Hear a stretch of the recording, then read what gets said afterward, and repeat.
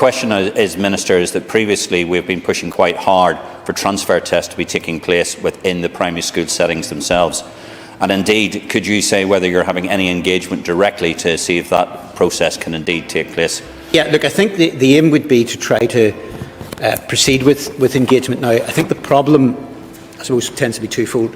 One, obviously, as they're privately set tests, then ultimately I think that AQA and PPTC would need to be bought into that. Having said that, I suspect that is not the barrier.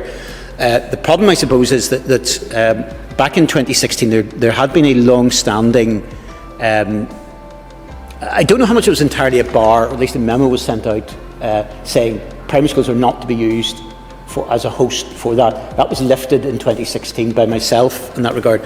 So there's no barrier to it being held in a primary school.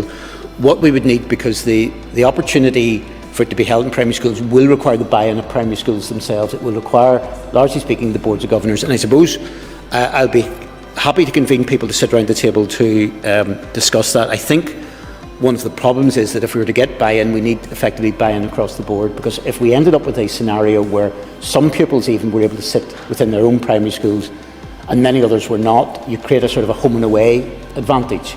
But look, I think the best, I would agree with the member, I think that the best possible place for pupils to actually sit transfer tests would be in the environments of their own primary school.